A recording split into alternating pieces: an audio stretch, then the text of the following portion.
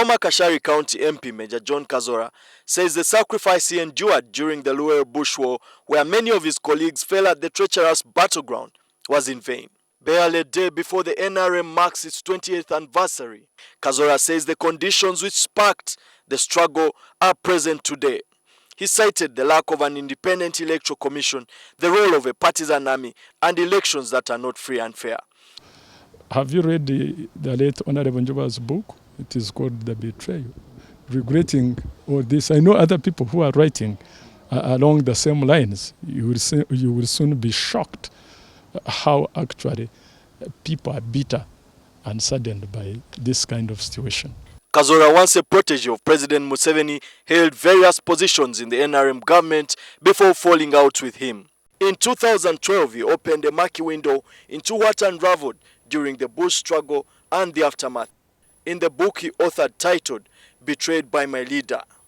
And I quote, "I was accused of embezzling 12 million shillings and accused of terrorism. I was speechless. The obvious weakness of the case was ignored, and on September 3rd, 1991, I was found guilty and sentenced to 5 years for embezzlement, contrary to Section 257 Clause A of the Penal Code Act. To my joyful relief, on June 18, 1992, the High Court of Uganda quashed the sentence and ordered that I be compensated." The president had been somebody I would call any day or time, even if he was abroad, a trusted comrade and master. We had been through so much together. I was utterly betrayed.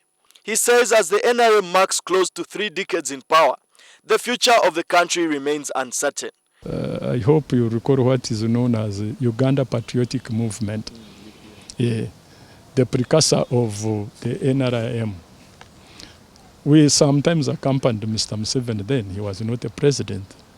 And he campaigned all over the country. Here in Mukono, I remember him saying, "You people, you think I'm campaigning to be in the State House. How many have been in the State House and where are they now?" Those were his words. Do you think he can answer that question today?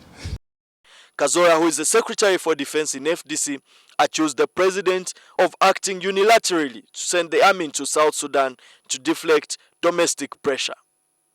There is an unrest in Egypt. There are Ugandans. Are we sending troops there? We have strategic interests in Egypt of River Nile. Why don't we send troops there? Are we going to Cambodia? Are we going to everywhere there is a conflict? It is because we have overshot our appetite. On January 26, 1986, while President Museveni is standing right here on these hallowed grounds, told legions of his supporters within the precincts of Parliament that the change that had come was not a mere change of guard, but was a fundamental change. 28 years down the road, this still remains a very contentious debate. There are those that claim that there has been remarkable success, while others like Major John Kazora say that this change is only cosmetic. Emmanuel Mutaiziwa, NTV Weekend Edition.